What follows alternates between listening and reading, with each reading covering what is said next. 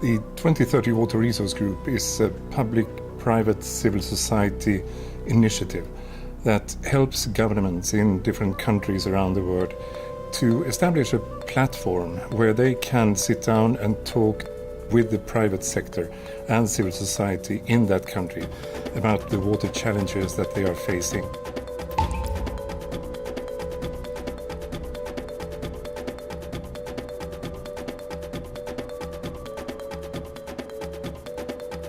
So we need to move into the next millennium. We finish the unfinished business.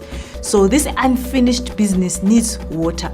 Water is a catalyst. So without water, you will not achieve anything. We are faced with a 17% deficit projected to 2030. So we sit with a very serious water security problem. So it is a real challenge for the country. It will affect people, ecosystems and economic growth. So we are addressing that by working in three particular areas. One is to reduce the leakages in the municipal water supply system with 50% from the high level today of 38% by a certain future year. The second one is on agriculture, where they have big irrigation schemes that needs to become much more water efficient.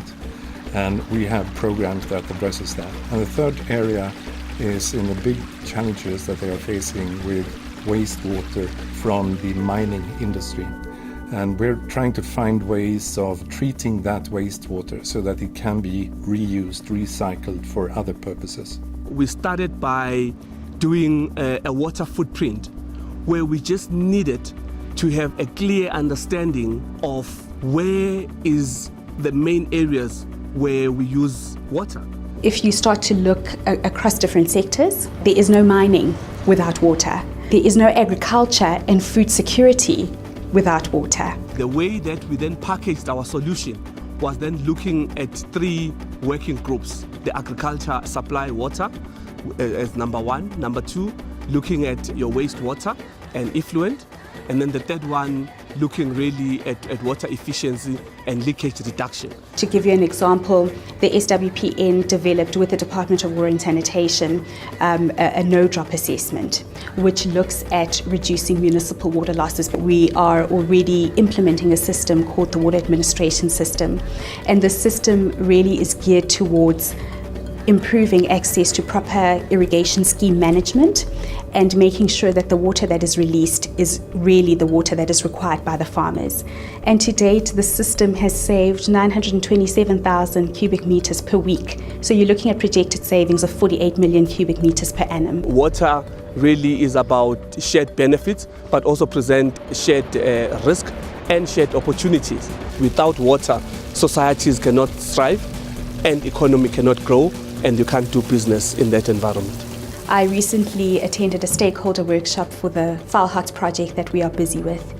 And it was remarkable to me that in 2 meetings we could unlock 7.5 million that was required to start with the preparatory work to prepare this project towards feasibility. There is no world without water. There are no jobs without water. You and I don't exist without this resource. So it is everybody's business. It is everybody's responsibility. It is everyone's mandate to make sure that this resource is taken care of.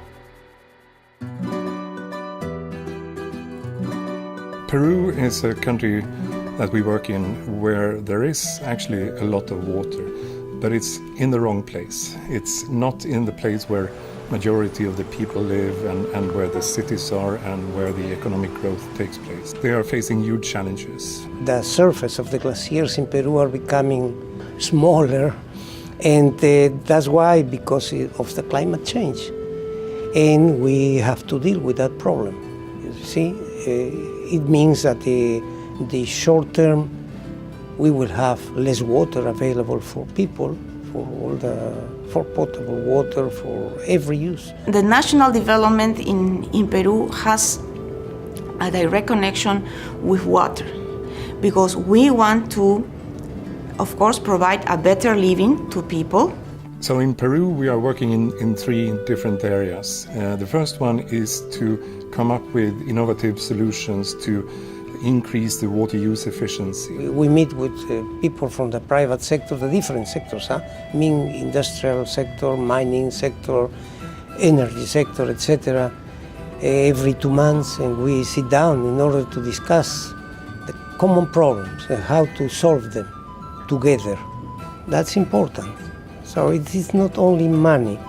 We are working with 20-30 water resources groups since this year, really. The methodology is very good for us because before we didn't have the opportunity to meet. I think that in general the people in the private sector and the public sector, everybody have to understand that we have to work now to ensure the water for the future and our development for the future.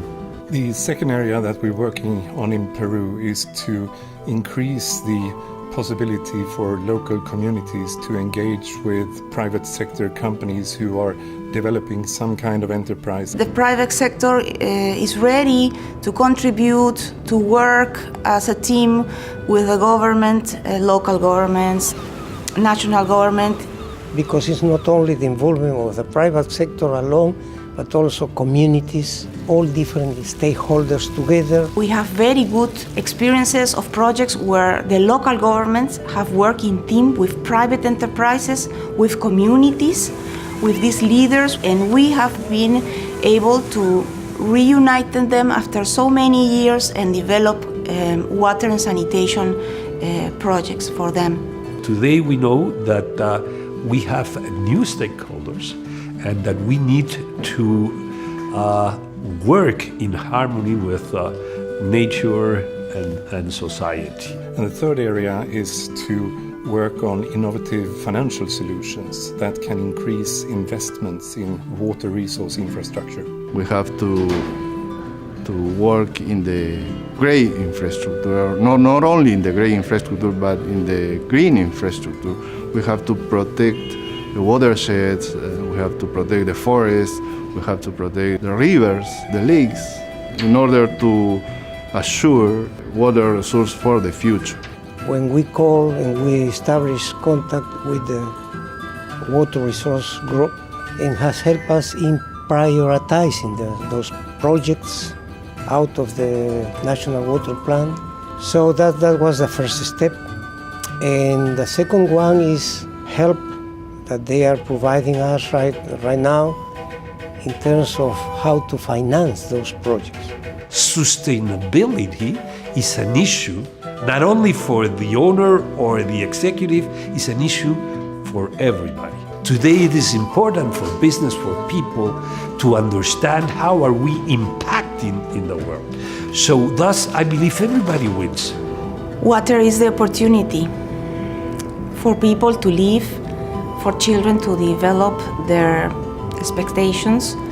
Water is the opportunity to stop perpetual poverty in communities, and water is the opportunity to make profit. I think that water scarcity and water pollution affects us and the whole society in many different ways. But it also affects, of course, ecosystems in many places. Water is important for economic growth and development. And we see in many countries where actually growth today is being hampered by the lack of sufficient water resources.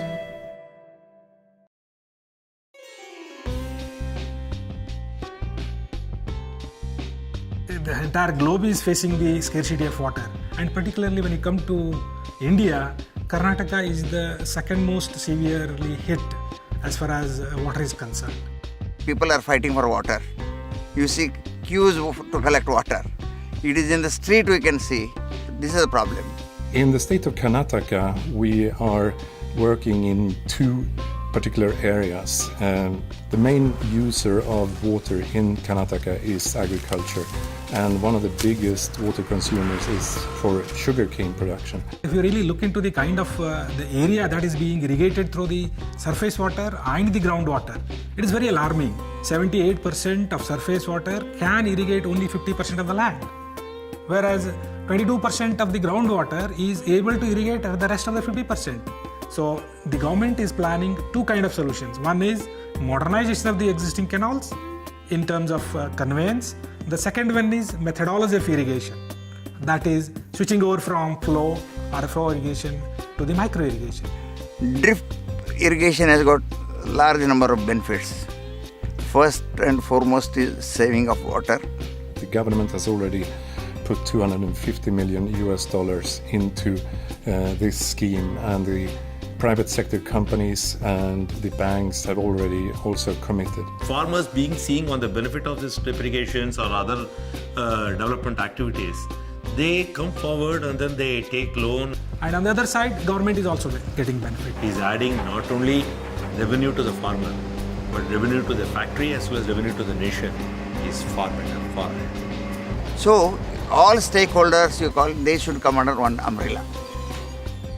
Water is required for every creature which has taken birth in this earth. Be it human being, be it a plant, or be it animal or insects, or everything need water. Water is the lifeline of the farmer community.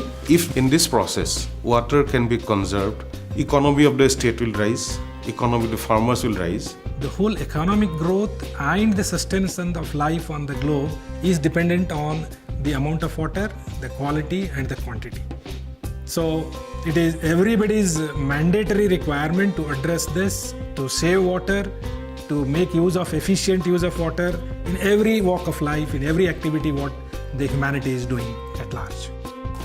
The long-term vision for 2030 Water Resource Group, in my own personal view, is that we shouldn't be needed in the future.